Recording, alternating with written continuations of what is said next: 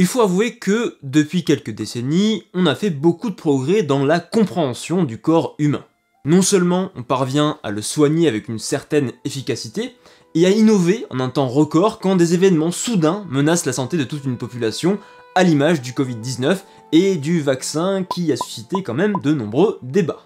Plus encore, les perspectives futures nous paraissent encore plus folles, avec des prothèses destinées aux amputés capables de réagir aux ordres envoyés par le cerveau, ou encore des personnes muettes qui pourront dorénavant discuter à travers un écran qui retranscrira automatiquement leurs pensées. Franchement, même si par certains côtés l'avenir pourrait nous faire peur, par tous les changements qui auront sans doute lieu, il est aussi très excitant, porteur d'espoir incroyable pour des personnes aujourd'hui en situation de handicap, et ce, grâce à l'innovation technologique. Pourtant, il y a une chose qui nous échappe encore, une variable que l'on n'arrive pas entièrement à saisir et qui paradoxalement est au cœur du fonctionnement de l'homme. Cette variable, c'est notre cerveau, cette chose étrange logée dans notre crâne qui nous fascine, mais en même temps, par certains côtés, nous angoisse. Car il faut bien avouer que quand notre cerveau ne fonctionne plus correctement, on est encore bien incapable de le soigner totalement, et parfois on ne peut tout simplement rien faire. Et si l'on ne parvient pas de nos jours à saisir complètement ce qui se passe dans notre petit cerveau, autant vous dire qu'il y a des centaines d'années, voire des millénaires, ces pathologies si soudaines et extrêmes ont nourri de multiples questionnements, mais aussi des angoisses profondes. Au Moyen-Âge, dans un monde aux connaissances médicales limitées, et où la religion imprégnait les mentalités, comment comprendre ces phénomènes? Comment percevait-on ces hommes et ces femmes qui souffraient de maladies mentales? A-t-on cherché à découvrir les causes de leur folie, ou bien sont-ils restés des parias, des exclus de la société, car leur comportement possédait quelque chose de diabolique? Donc salam les averroïstes, et bonjour à tous. Aujourd'hui, je vous propose de voir ensemble comment la folie était perçue et parfois soignée, avec plus ou moins de patience et d'efficacité, au cours du Moyen-Âge. Et pour les petits nouveaux qui débarqueraient sur cette chaîne, il s'agit d'une chaîne de vulgarisation historique dédiée au monde arabo-musulman, avec quand même, on va pas se le cacher, une très nette préférence pour le Moyen-Âge. En plus, quand c'est possible, on essaye de comparer ce qui se passe du côté du monde islamique avec ce que l'on retrouve dans le monde occidental.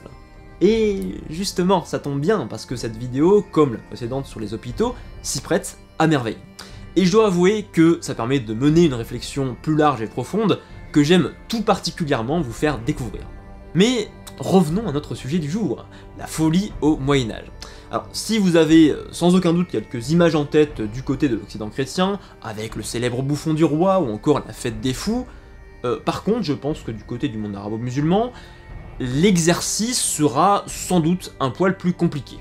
Pourtant, on retrouve quasiment les mêmes choses, en particulier dans la littérature, avec l'éternelle folie d'amour d'un Lancelot envers sa belle Guenièvre, pour le versant occidental, ou d'une Zulaykha éprise de son esclave, Joseph ou Youssouf, pour le versant oriental.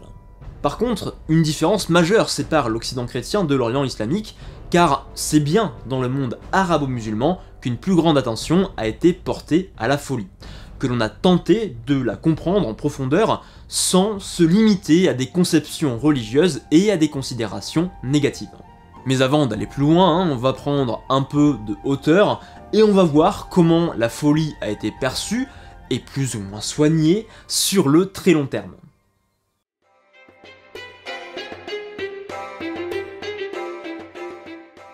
Dans les siècles, voire même les millénaires précédant le Moyen-Âge, autrement dit durant l'Antiquité, on associait immédiatement la folie au domaine de la religion. Avant même l'avènement de la civilisation grecque, durant l'époque des empires babyloniens puis égyptiens, les fous étaient conduits directement au temple. Pour la simple et bonne raison que l'on pensait qu'ils étaient possédés par le démon ou sous influence de puissances maléfiques.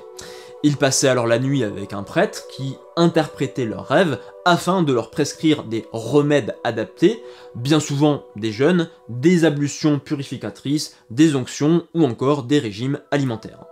Finalement, les choses ne vont pas énormément évoluer aux époques grecques et romaines. On pense toujours que la folie résulte en grande partie d'un châtiment divin, causé par les défauts moraux de la personne, comme celui d'avoir fait preuve de démesure ou d'hubris. Comme auparavant, les malades doivent passer une nuit aux côtés de prêtres dédiés à Asclépios, en particulier dans son sanctuaire d'Épidore, afin de voir leurs rêves minutieusement analysés.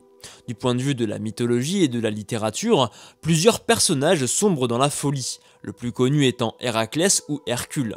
Frappé de folie par la déesse Héra, il tue sa femme et ses propres enfants avant de devoir expier ses fautes en réalisant ses 12 travaux. Enfin, on a aussi les cas d'Ajax ou encore d'Oreste, là où d'autres héros n'hésitent pas à simuler la folie à l'image d'Ulysse. Et autant vous dire que cette perception très religieuse de la folie ne s'est pas brusquement arrêtée avec le Moyen-Âge. On la retrouve encore du côté du monde arabo-musulman, mais surtout de l'Occident chrétien. Même si l'on peut nuancer le propos en se rappelant que nous possédons surtout des textes rédigés par des savants, qu'ils soient médecins ou religieux, et qu'il est bien difficile de savoir ce que pensaient réellement les populations. Néanmoins, c'est bien l'Occident chrétien qui, pendant quasiment tout le Moyen-Âge, associait directement la folie au domaine de la religion. Une réflexion qui est en soi pas surprenante puisque les textes de la tradition judéo-chrétienne effectuaient un amalgame entre le fou et la condition de l'homme commettant un grave péché. Par exemple, dans le Deutéronome, Moïse avertit son peuple que s'il est infidèle, Dieu le frappera de folie et de stupeur d'esprit. De même, selon la volonté de Dieu, Nabuchodonosor devient dément après avoir détruit le temple de Jérusalem. Et enfin, les Juifs nomment les Samaritains le peuple fou, car ces derniers ont développé une approche jugée hétérodoxe du judaïsme. Dans le même temps, la folie est perçue comme étant le résultat d'une possession, c'est-à-dire que le malade mental ne l'est pas naturellement, mais c'est bien le démon, le diable lui-même, qui s'est infiltré dans l'esprit de la personne. Une croyance appuyée encore une fois par les textes religieux, en particulier le Nouveau Testament, où Jésus guérit à plusieurs reprises des hommes et des femmes possédés par le démon. On en retrouve d'ailleurs de multiples représentations au cours du Moyen-Âge, comme ici dans l'église de Lambar, ou mettant en scène un saint guérisseur, comme sur ce bas-relief de l'église Saint-Zénon de Vérone. À l'image de ce que l'on a dit pour les Grecs et les Romains, ici, finalement, c'est pareil. On pense que la possession n'est que la conséquence des péchés commis par la victime, en l'occurrence bien souvent un sacrilège ou un péché de luxure. Mais cela ne veut pas dire qu'il s'agit d'un schéma qui fonctionne tout le temps, puisque parfois la victime est innocente et elle va payer pour les fautes commises par ses proches. Dans l'esprit des personnes, on imaginait que cette possession prenait place durant la nuit ou bien lors d'un cauchemar. Il arrive aussi que le démon se dissimule dans les coins sombres des habitations, à l'image de l'histoire d'une jeune fille partie chercher du vin dans un cellier et qui tomba face à face avec le diable personnifié dans les traits d'un chien noir. Mais en réalité, vous vous doutez bien, derrière la majorité de ces cas de possession se cachent des pathologies tout à fait naturelles, comme la rage, l'ergotisme, qu'on appelle souvent le mal des ardents, où les personnes s'intoxiquaient avec du seigle, ou encore l'épilepsie, une maladie justement connue au Moyen-Âge, et même durant l'Antiquité gréco-romaine, mais qui intrigue énormément parce qu'elle avait une connotation religieuse très forte. D'ailleurs, on parlait alors du mal sacré. A l'inverse, la figure du fou peut aussi être éminemment positive, et ce même sur le plan religieux. On parle alors de sainte folie, une idée qui prend sa source dans la lettre de saint Paul aux Corinthiens, où il est dit la chose suivante. Au contraire, ce qu'il y a de fou dans le monde, voilà ce que Dieu a choisi pour couvrir de confusion les sages. Ou encore, que personne ne s'y trompe, si quelqu'un parmi vous pense être un sage à la manière d'ici-bas, qu'il devienne fou pour devenir sage, car la sagesse de ce monde est folie devant Dieu. Il est écrit en effet, c'est lui qui prend les sages au piège de leur propre habileté. Émerge alors la figure du fou de Dieu, des hommes qui vont tout abandonner par amour de Dieu, certains allant jusqu'à vivre même à l'état sauvage, comme saint Molling, ou d'autres encore n'hésitant pas à passer toute leur existence perchés sur une colonne, à l'image de saint Walfra le Stylite. Maintenant, que se passe-t-il du côté du monde arabo-musulman? Oui, parce que le but de cette chaîne et de cette vidéo, c'est quand même de parler du monde arabo-musulman. L'islam apparaissant, je le rappelle, au début du 7e siècle. Eh bien, même si l'association entre folie et religion est quand même beaucoup moins marquée que du côté chrétien, l'idée de la possession par le démon reste assez présente.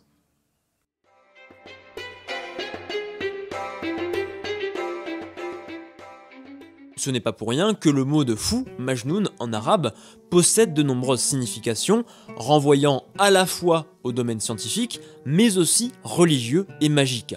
Parce que la racine arabe du terme se rapporte à ce qui est caché, à ce qui est dissimulé, que ce soit la maladie qu'il faut identifier grâce à l'observation médicale, mais aussi la possession par le démon. D'ailleurs, le mot lui-même de Majnoun peut se rapprocher de celui de djinn, qui, dans l'islam, désigne un esprit qui peut être tout à la fois bénéfique ou maléfique. Reste que, au contraire de l'Occident chrétien, les auteurs musulmans auront une approche beaucoup plus médicale et donc plus fine de la maladie mentale. D'abord, on n'a pas attendu le Moyen-Âge pour réfléchir aux causes de la folie. Dès l'Antiquité gréco-romaine, les auteurs identifient cette pathologie à une maladie de l'âme. Pour essayer d'en percer les mystères, on fait donc appel à la fois à la médecine et à la philosophie. D'abord, les penseurs ont tenté de cerner les mécanismes en jeu à travers les interactions entre le corps et l'âme. Pour les uns, il est tout simplement inconcevable de les séparer car aussi bien le corps que l'âme fonctionnent en interdépendance. C'est ce que l'on appelle l'approche moniste. Au contraire, pour d'autres, il s'agit de deux substances parfaitement séparées et indépendantes l'une de l'autre. On parle alors de l'approche dualiste. Alors je vous passe ensuite tous les questionnements très pointus consacrés à la nature et la fonction de l'âme qu'ont mené de nombreux auteurs comme Platon, Aristote ou encore Galien. Outre ces penseurs, situés au cœur d'une réflexion médicale autour de la folie, un autre auteur contemporain de Platon et tout aussi célèbre d'ailleurs, Hippocrate, est considéré comme étant le premier à avoir combattu l'association trop facile et erronée entre maladie mentale et châtiment religieux.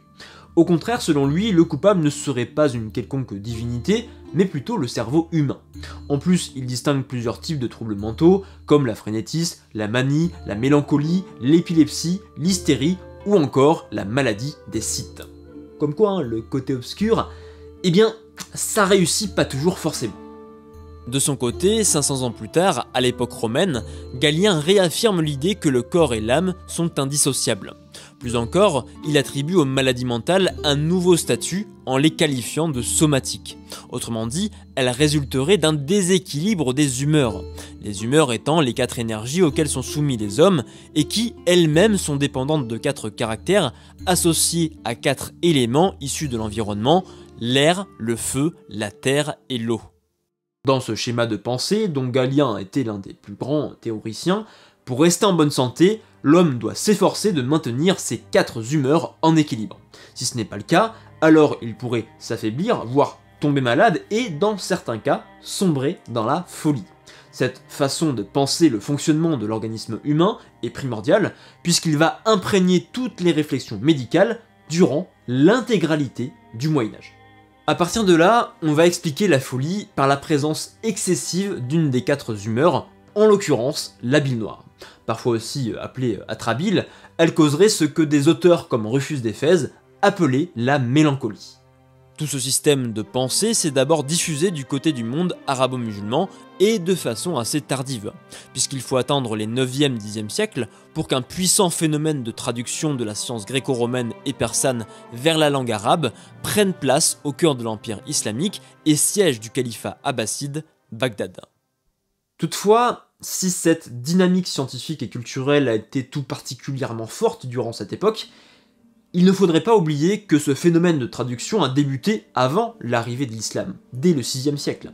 À cette période, comme d'ailleurs au 9e siècle, ce sont les chrétiens syriaques qui ont commencé à traduire des textes médicaux, à l'image de Serge de Recheina, qui a traduit 32 œuvres de Galien du grec vers le syriaque. Parmi les auteurs qui ont le plus marqué la pensée médicale arabo-musulmane, sans surprise, Galien va se trouver en pole position. À cela, on pourrait trouver 2 raisons principales. D'abord, la présence toujours importante de chrétiens syriaques à Bagdad, tant au sein de ce mouvement de traduction qu'auprès du calife abbasside, pour lequel il exerce bien souvent la profession de médecin. Et puis ensuite, l'idée défendue par Galien d'une unité stricte entre l'âme et le corps s'accorde parfaitement avec la doctrine de l'islam, à une période, le 9e, 10e siècle, où l'orthodoxie musulmane commence à se mettre en place. En résumé, les idées de Galien se sont encore davantage enracinées dans les mentalités et la folie est plus que jamais associée à un dérèglement des humeurs et à cette fameuse mélancolie. Ainsi, très tôt, dès le 9e siècle, des auteurs arabo-musulmans vont dédier des traités entiers aux maladies mentales. C'est le cas d'Al-Razi, plus connu sous le nom de Rhazès en Occident, ou encore d'Al-Majousi et son Kitab al-Maliki, d'Ishaq ibn Imran et son Kitab al-Malikhulia, ou livre de la mélancolie. Justement, Ishaq ibn Imran affirme que la maladie mentale n'est pas forcément une fatalité. Elle peut être héréditaire, mais aussi non héréditaire. Dans ce dernier cas, ce serait selon lui un choc majeur qui déclencherait la folie, comme la perte d'un proche ou une séparation. Enfin, l'œuvre majeure pour toute la pensée médicale restera celle d'Avicenne, ou d'Ibn Sina en arabe. Son célèbre canon de la médecine, sans oublier son Kitab al-Shifa, ou livre de la guérison, ont joué un rôle important dans la compréhension de la maladie mentale. Dans ses travaux, Avicenne distingue 3 groupes de maladies associés aux troubles mentaux. Un premier lié à l'inflammation d'une partie du cerveau et comprenant la frénésie ou la léthargie, un deuxième comprenant les pathologies entraînant une perturbation des sens, dont la folie associée à l'amour, et enfin un troisième groupe de maladies perturbant les mouvements du patient, comme le vertige ou encore l'épilepsie. Conformément à l'idée d'une dépendance mutuelle entre l'âme et le corps, les médecins arabo-musulmans ont essayé de soigner les personnes à la fois physiquement, mais aussi mentalement. Sans compter que leurs réflexions étaient aussi influencées par la théorie des humeurs et l'essentiel équilibre à maintenir entre elles. Chose qui était loin d'être aisée, puisqu'en plus des facteurs internes à l'homme qui pouvaient menacer sa santé, il existait aussi des facteurs externes en rapport avec l'environnement et le climat. Sur le plan physique, 2 principaux éléments sont à prendre en compte. D'abord, le régime alimentaire de la personne, variant selon son sexe, son âge, son lieu de vie, mais aussi l'évolution de son état de santé. Et ensuite viennent les médicaments dont la nature et le dosage doivent être impérativement adaptés à chaque patient. Ainsi, pour les fous les plus virulents, on utilisera des calmants comme l'opium, la mandragore ou encore la belladone. Pour les épileptiques, on préférera des antispasmodiques, comme le musc ou encore le castoreum, ne provenant pas, comme son nom l'indique bien sûr, d'une célèbre enseigne, mais des glandes de castor. C'est bizarre, mais c'est ça. Pour les plus dépressifs, on s'orientera vers les toniques, avec des plantes comme l'absinthe, l'alchimie ou encore l'anis. Et enfin, si la personne souffre d'humeur corrompue, on va chercher à les évacuer par des saignées ou des vomissements, effet obtenu par exemple avec l'Hellebore. Seulement, bien sûr, les malades n'allaient pas pouvoir poser un diagnostic par eux-mêmes, identifier leurs problèmes et aller tranquillement concocter leurs petits médicaments chez eux. D'autant qu'il s'agit, je vous le rappelle, de personnes souffrant de maladies mentales, donc on exclut clairement cette hypothèse. Ce qui nous amène à nous questionner sur la façon dont ces hommes et ces femmes étaient entourés. Et autant vous dire que cette question pose pas mal de problèmes, car ces personnes ne sont pas en capacité de prendre la plume pour nous décrire leur quotidien. Donc il faut se rabattre sur des sources indirectes qui, en plus, ne sont pas hyper nombreuses. En tout cas, ce qu'on remarque, c'est qu'il existe grosso modo 3 situations. Soit les malades mentaux étaient seuls ou rejetés par leurs proches et vivaient donc à la fois isolés et dans une détresse que l'on imagine extrême, soit leur famille décidait de les prendre en charge, mais les conditions de vie devaient quand même être très variables, soit, dernière solution, ils étaient accueillis dans des centres dédiés, autrement dit des hôpitaux, qu'en arabe on appelle des bimalistan. Il s'agit ici d'un bâtiment essentiel dans le monde arabo-musulman, comme on l'a vu notamment dans la première vidéo de cette série, et un bâtiment au sein duquel les malades mentaux occupaient une place centrale. Quand ils arrivaient dans ces établissements, les patients étaient examinés puis divisés en 2 groupes distincts. Les fous dits légers, dont l'état confusionnel était temporaire et peu violent, et puis les fous graves, dont le mal se révélait plus profond et surtout plus dangereux, à la fois pour le malade, mais aussi et surtout pour son entourage. En fonction de leur état, leur vie quotidienne au sein de l'établissement, ainsi que les régimes de santé auxquels ils étaient astreints, pouvaient être plus ou moins difficiles à supporter.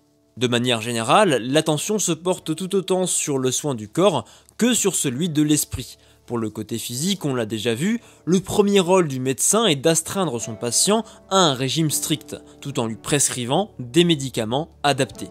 S'ajoutent aussi des remèdes plus confortables, destinés à relaxer le corps à travers des massages ou des bains adoucissants, ou à éveiller l'esprit grâce à la pratique sportive ou à un panel de divertissement comme le jeu d'échecs. Pour ce qui est du côté psychologique, même si vous avez compris que le corps et l'esprit sont liés, les médecins vont tenter d'éveiller chez leurs patients 3 sens primaires que sont l'ouïe, l'odorat et la vue. Ainsi, les Bimaristan ne sont pas uniquement des bâtiments accueillant des malades, ils sont aussi des lieux pensés et bâtis comme des œuvres d'esthétisme, des espaces censés émerveiller l'esprit des patients. Au cœur de ces hôpitaux, on a donc construit de grands bassins, parfois agrémentés de jets d'eau, et tout autour de cette cour intérieure, une végétation faite principalement de fleurs a été savamment composée. Parfois, même les façades des bâtiments ont été sculptées pour ravir le regard et l'âme du malade. C'est le cas dans le Bimaristan Nureddin, bâti en 1154 à Damas, et où il était possible d'admirer de très belles arches appelées Iwan en arabe. Sur celles-ci, on avait gravé des citations coraniques faisant allusion à la médecine et aux espoirs de guérison, invitant le patient à retrouver la paix. En plus d'être à la fois apaisante pour les oreilles à travers son ruissellement, agréable à regarder dans son bassin, l'eau joue aussi un rôle dans la régulation des humeurs. L'air de la région étant chaud et sec, elle permet d'atténuer la chaleur et donc de rééquilibrer les humeurs, notamment la bile noire. À côté de toutes ces médecines annexes, on utilisait aussi le pouvoir de la musique. En effet, cette place attribuée à la musique dans le processus de guérison pourrait étonner. Pourtant, elle est très présente dans les ouvrages médicaux arabo-musulmans. On peut citer le cas d'Ishaq ibn Imran, qui en plus de prescrire aux malades l'écoute de la musique, affirme qu'il est tout autant bénéfique pour lui de pratiquer la danse. D'ailleurs, cette importance accordée à la thérapie musicale n'est pas nouvelle, puisqu'elle est encore une fois un héritage de l'Antiquité gréco-romaine, avec l'idée que l'homme est en relation incessante avec le monde qui l'entoure. Il est le microcosme en interaction constante avec le macrocosme. Suivant cette logique, la musique est censée exprimer l'harmonie de l'univers, une sorte de pureté mélodieuse qui bouleverserait l'âme humaine. Parmi les auteurs arabo-musulmans ayant diffusé ces idées, on peut citer Al-Kindi ou encore les Ikhwan as-Safa ou en français les frères de la pureté. Ce lien entre la musique et l'âme humaine a été tout particulièrement développé dans le soufisme à travers notamment le sama, l'audition spirituelle. Jean During a d'ailleurs dédié tout un ouvrage à ce sujet et, l'ayant lu quelques années auparavant, je peux vous dire qu'il est passionnant. Et d'ailleurs, dans ce livre, During nous parle d'un instrument très connu, l'oud, une sorte de guitare orientale, par rapport auquel il explique, je cite, que les 4 éléments et les 4 humeurs sont en relation avec les 4 cordes du oud, si bien qu'en jouant sur une corde, on renforce l'humeur correspondante. Donc on voit bien que la musique était véritablement conçue comme une thérapie et s'inscrivait par la même occasion dans cette fameuse théorie des humeurs. Maintenant, comme je vous l'ai dit, tout le monde n'était pas traité de la même façon.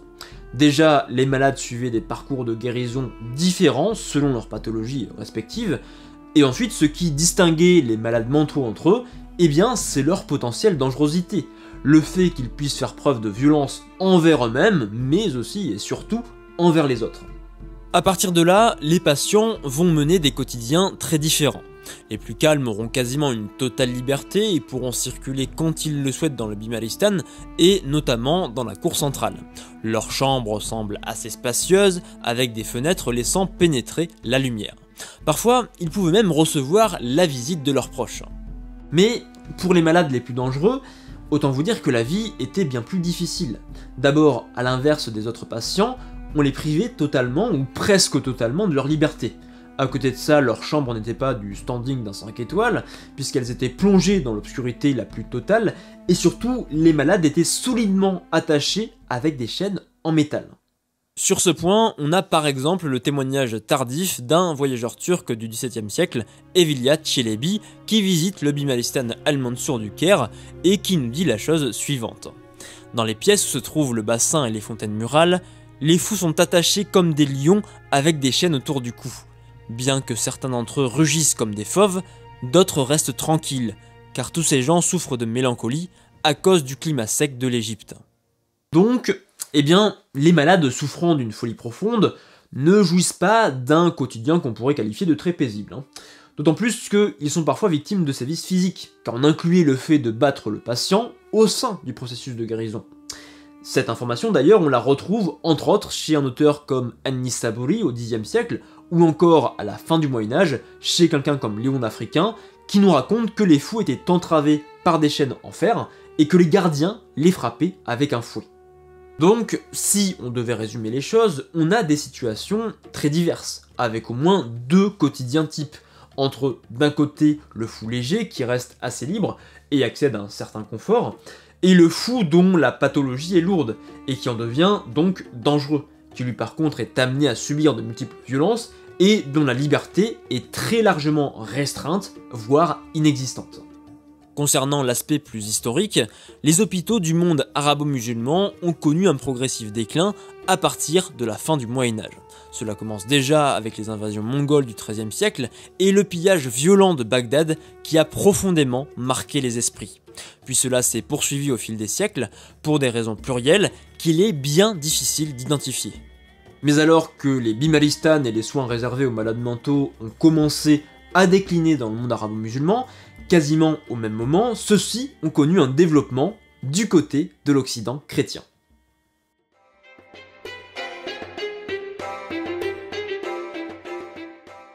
Car en effet, à partir du XIe et surtout du XIIe siècle, la médecine arabo-musulmane s'est diffusée en direction de l'Europe. Le premier auteur à avoir joué un rôle significatif est Constantin l'Africain. Ce dernier a traduit 23 ouvrages arabes vers le latin, parmi lesquels 2 œuvres consacrées aux troubles mentaux, le traité sur la mélancolie d'Ishaq ibn Imran et celui d'Ibn al-Jazar. Au sein de ce transfert scientifique, c'est d'abord l'école de Salerne en Italie qui s'illustre avant d'être imitée au XIIIe siècle par de nombreuses universités, comme celles de Montpellier, Paris, Lyon, Bologne, Padoue, Naples, Lisbonne, Oxford ou encore Cambridge. Grâce à ces nouvelles connaissances, le regard porté sur la folie et les malades mentaux commence donc à évoluer. Là où auparavant on associait volontiers la folie au domaine religieux, avec l'explication de la possession démoniaque, à partir du XIIe siècle, des auteurs vont s'interroger sur les causes naturelles et scientifiques de la maladie. Des ouvrages originaux dédiés à la folie voient alors le jour, comme les Causæ et Curae d'Hildegard de Bingen ou encore l'abrégé de médecine de Gilbert Langley. De même que des œuvres encyclopédiques à l'ambition plus large et didactique, comme le De Proprietatibus Rerum de Barthélemy Langley, le Scientia Libri de Anima de Pierre d'Espagne, ou encore dans certains traités d'Arnaud de Villeneuve, dont son Speculum Medicinae. Mais, comme on l'a vu dans la vidéo précédente, le souci c'est qu'au contraire du monde arabo-musulman, dans l'Occident chrétien, il n'existe pas de lieu dédié aux soins des maladies mentales avant le XIIIe siècle, voire même le XIVe siècle. À ces époques, les fous sont alors regroupés puis enfermés dans des tours intégrées aux remparts des villes. On les appelle alors simplement des tours aux fous. Pour information, on en retrouve à Caen, avec la tour Chastimoine, à Saint-Omer, à Melun ou encore à Lille.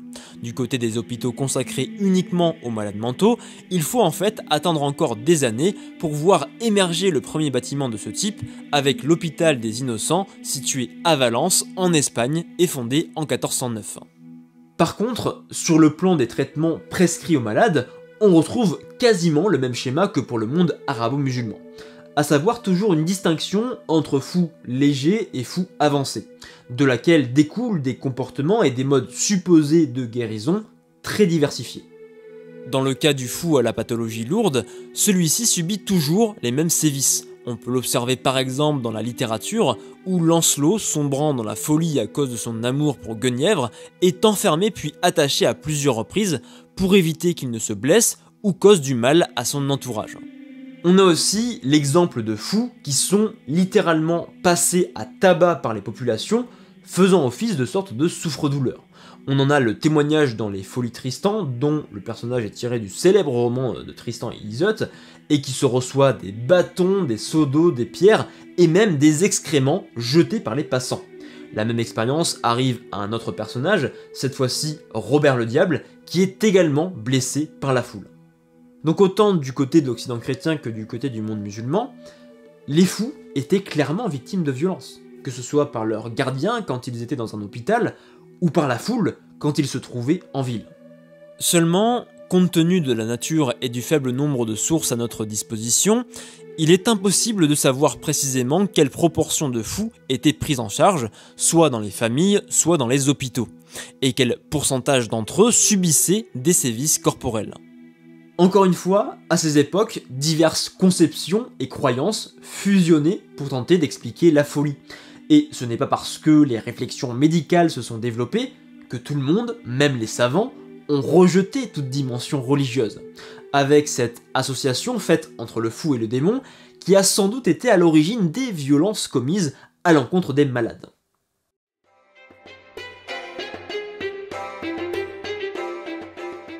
Maintenant, pour clore cette vidéo, j'aimerais qu'on voit ensemble quelle place occupaient les malades mentaux dans la société médiévale, notamment à travers les textes législatifs. Et ce qui est intéressant sur ce point, eh bien, c'est qu'on retrouve quasiment les mêmes considérations du côté chrétien et du côté musulman. Avec des réflexions qui, encore une fois, remontent à l'Antiquité gréco-romaine. Durant l'époque de l'Athènes classique, le fou chronique est considéré comme un éternel mineur. Ne disposant que d'une infime partie de ses capacités intellectuelles, il ne peut pas administrer ses biens lui-même. Ainsi, sur la base des lois de Platon, toutes ses possessions sont conservées et gérées par d'autres personnes. C'est ce que l'on appelle la procédure de curatelle. En plus de cette interdiction, d'autres droits sont refusés au malade mental, car il requiert une pleine et entière conscience de sa propre volonté. Ainsi, dans les lois romaines et juives, le fou ne peut pas effectuer d'acte légal. Il n'a pas le droit de lancer lui-même une entreprise, et il n'a pas le droit non plus de se marier. Dans le même temps, possédant le statut juridique d'éternel mineur, le malade mental n'est quasiment pas tenu pour responsable de ses actes, et donc de ses potentiels crimes. Lors de son jugement, la peine attribuée au fou sera donc toujours largement minorée par rapport à une personne saine d'esprit. D'autre part, la loi romaine inflige des sanctions à tout enfant qui ne prendrait pas soin de ses parents atteints de déficience mentale. Bref, si on devait résumer les choses, durant l'Antiquité, la loi tente de concilier deux approches. À la fois protéger la société contre le malade mental et en même temps offrir à ce dernier une sécurité en incitant les citoyens à prendre soin de leurs proches atteints d'une telle pathologie.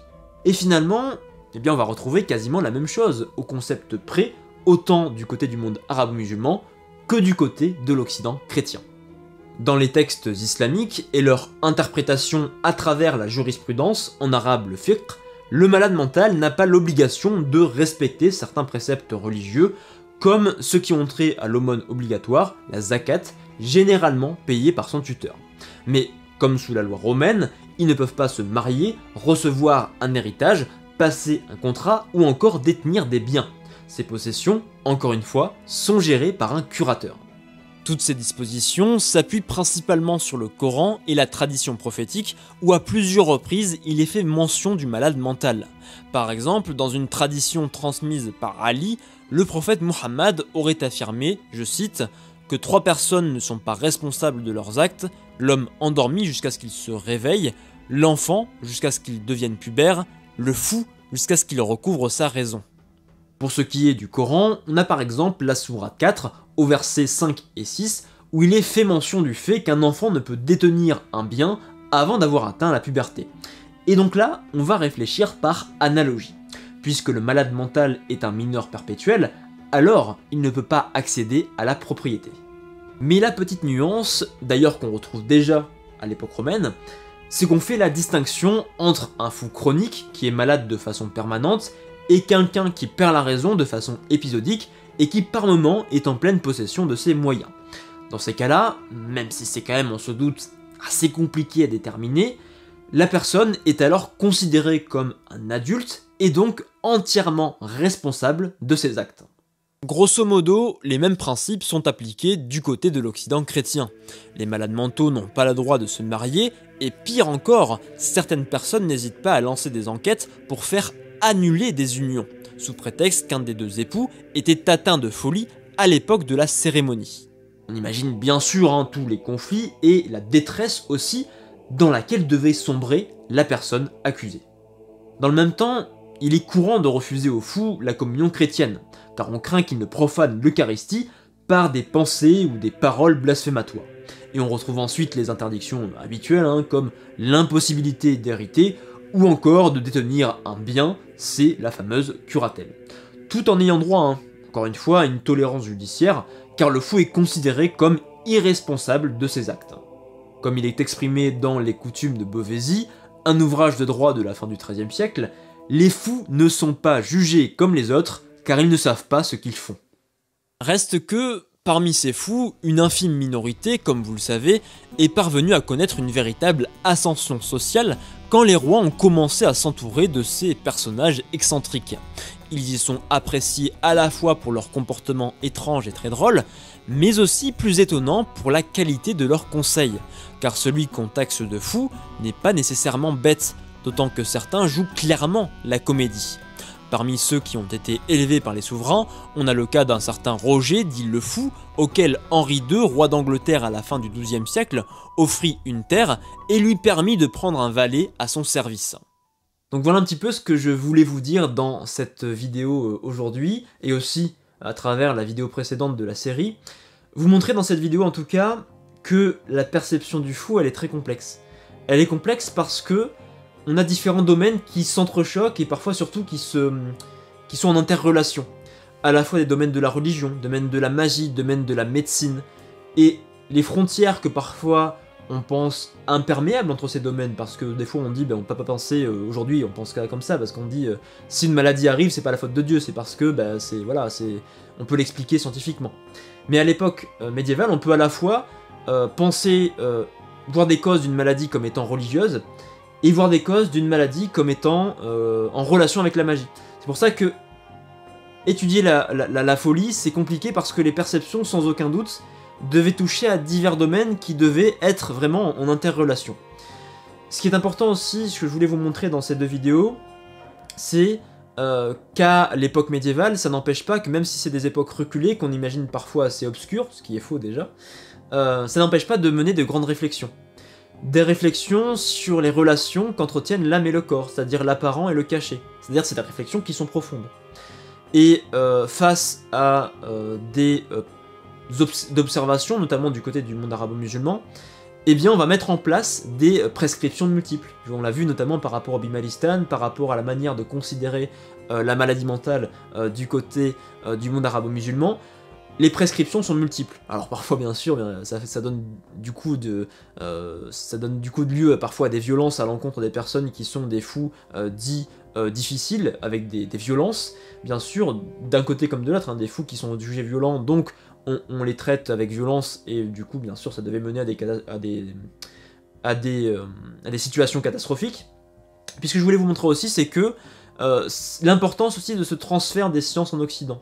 Transfert des sciences d'abord du monde arabe-musulman vers l'Occident. Vous montre aussi le problème des sources, parce que là bien sûr je vous ai parlé de la folie de manière générale, un petit peu de comment on concevait la folie, etc. Mais le problème de ce sujet-là, c'est que il y a un gros problème de sources. On a bien souvent très peu de sources déjà, première chose, mais surtout c'est des auteurs extérieurs qui nous écrivent. Ce ne sont pas des témoignages directs. Les fous ne se disent pas un jour comme ça, parce que déjà ils sont malades mentaux, ils se disent pas un jour tiens je vais prendre la plume, je sais écrire, déjà beaucoup ne savent pas écrire, je sais écrire, je vais prendre la plume et je vais écrire mon quotidien pour que la personne qui va me lire au XXIe siècle sache ce que je vivais finalement jour après jour. Bah non, on n'a pas ça en l'occurrence quand on étudie ce sujet pour le Moyen-Âge, et il faut bien l'avoir en tête parce que là on touche des sujets qui seraient vraiment très intéressants pour comprendre le quotidien des personnes touchées de maladies mentales, mais en vérité on le connaîtra quasiment jamais ce quotidien. On peut un petit peu l'esquisser comme j'ai essayé de le faire, j'espère que j'y suis parvenu, mais on ne peut pas connaître les détails du quotidien de ces personnes. On n'a qu'un cadre général. Et puis enfin, je voudrais aussi vous rappeler, dans ces deux vidéos que j'ai faites, vous rappeler finalement l'importance de cette histoire sur le long terme. Parce qu'on a vu cette réflexion sur, à la fois d'ailleurs cette réflexion sur la folie, et à la fois ce début de naissance de cette institution qu'est l'hôpital, ça se fait déjà dès l'Antiquité gréco-romaine, et aussi du côté de l'Antiquité perse. Et pour le coup, on a un transfert à la fois de cette institution qu'est l'hôpital, et de ces sciences qui touchent à la fois aux domaines médicaux, aux domaines philosophiques, vers le monde arabo-musulman, puis du monde arabo-musulman vers l'Occident chrétien, vers l'Occident médiéval. Et je trouve que ces deux vidéos-là nous permettent de voir vraiment cette histoire de long terme, qui pour moi est essentielle pour comprendre à la fois l'histoire bien sûr du monde du Moyen-Âge, mais aussi notre histoire actuelle. Comment on en arrive là? Comment on en arrive à avoir un regard qui a bien sûr évolué sur la folie? Comment on en arrive à avoir aujourd'hui notre hôpital moderne? Ces vidéos-là, voilà, elles vont au-delà pour moi du Moyen-Âge, et j'espère en tout cas qu'elles vous auront plu. Mais voilà, j'espère déjà que cette vidéo vous aura plu. N'hésitez pas à vous abonner, à liker la vidéo, vous connaissez tout le tintouin. N'hésitez pas bien sûr à activer la petite cloche de notification.